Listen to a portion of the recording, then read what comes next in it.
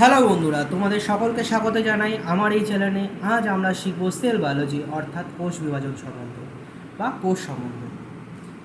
কীভাবে আমাদের শরীরে সব কিছু এক একটা ছোট ছোট কোষ দিয়ে তৈরি, আর এই কোষগুলোর কাজ কী সব জানবো খুব সহজে।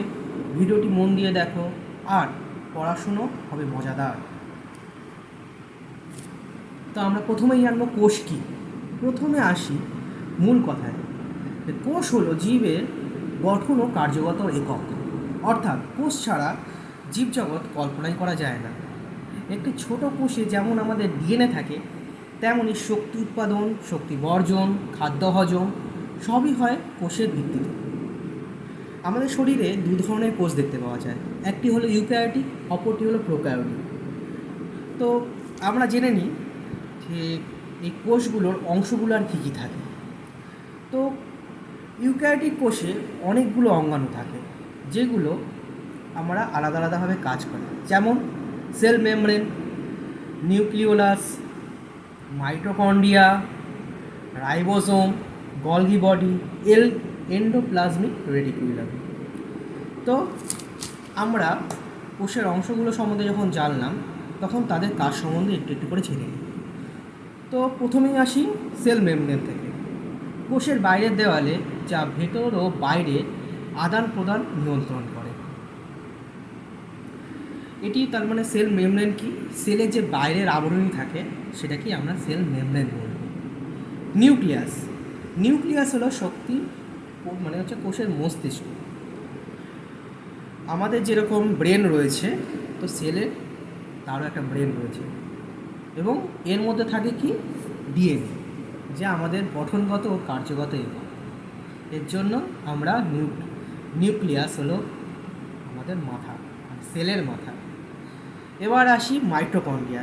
শুধু মাথা থাকলেই তো হবে না, মাথাকে কাজ করাতে হবে। তো সেই কাজ করানোর জন্য মাইটোকন্ড্রিয়াকে কাজ করতে হয়, আর কি তাকে শক্তি উৎপাদন করতে হয়। তো মাইটোকন্ড্রিয়া আমাদের দেহে শক্তি উৎপাদন করে এবং সেলের মধ্যে শক্তি উৎপাদন করে। রাইবোসোম বা রাইবোসোমকে আর কিছু বলেন না, রাইবোসোমই বলে। তো রাইবোসোমের কাজ হচ্ছে প্রোটিন তৈরি করা, এবং সেই প্রোটিনকে বিভিন্ন জায়গায় ছড়িয়ে দেওয়ার কাজ হচ্ছে গলগি বডি আর এন্ডোপ্লাজমিক রেটিকুলামের।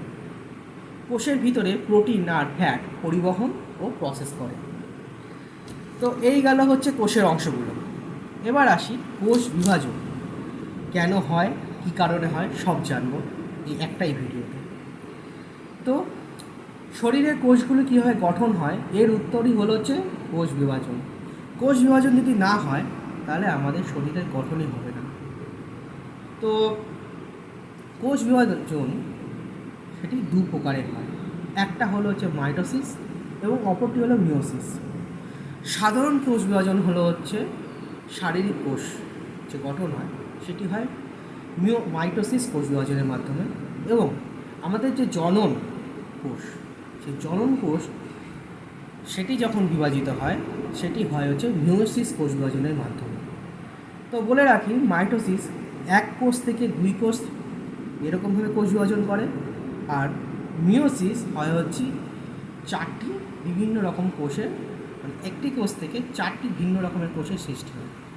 ঠিক আছে, তাহলে এত কিছু তো আমরা কোষ সম্বন্ধে জানলাম। তো আমরা কোষ বিভাজন সম্বন্ধে বা কোষ সম্বন্ধে এত কিছু আমরা কেন জানব?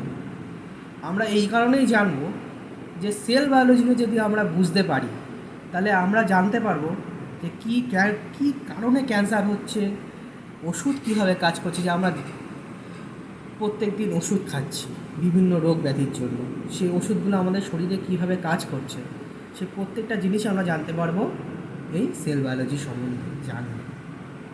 এমনকি ভাইরাস কি, তার অনাক্রমতা জিনিসটি কি, এই যে ওষুধ খাচ্ছি, ওষুধ খেয়ে আমাদের শরীরে ভিন্ন রকমের কাজ করছে, আমাদের শরীরে যে অনাক্রমতা সৃষ্টি করছে, বাইরে থেকে আসা ভাইরাস ব্যাকটেরিয়ার সাথে কীভাবে লড়তে পারছে, তার প্রত্যেকটা জিনিস আমরা জানতে পারবো আমরা যদি সেল বায়োলজিটাকে ভালো করে জানতে পারি। তো সেল বায়োলজি বিজ্ঞান, চিকিৎসা, জেনেটিক ইঞ্জিনিয়ারিং সব কিছুতেই সেল বায়োলজি কাজে আসে। তো আমরা যখন এতটা জানতে পারলাম, আস্তে আস্তে আমরা আরও অনেক কিছু জানবো। তার জন্য আমার সাথে থাকতে হবে। তাই তোমাদের যদি আজকের ভিডিওটা কিছু শিক্ষণীয় লাগে তাহলে অবশ্যই একটা লাইক, কমেন্ট, সাবস্ক্রাইব দিতে একদম ভুলো না। পরের ভিডিওতে আমরা নিয়ে চলে আসবো ডিএনএ আর জিন সম্পর্কে জানার জন্য এবং খুব সহজভাবে ব্যাখ্যা দেওয়ার জন্য। আবার দেখা হবে খুব শীঘ্রই। ততদিন পর্যন্ত তোমরা পড়াশোনা চালিয়ে যাও আর নিজেকে আপডেট রাখো। ধন্যবাদ।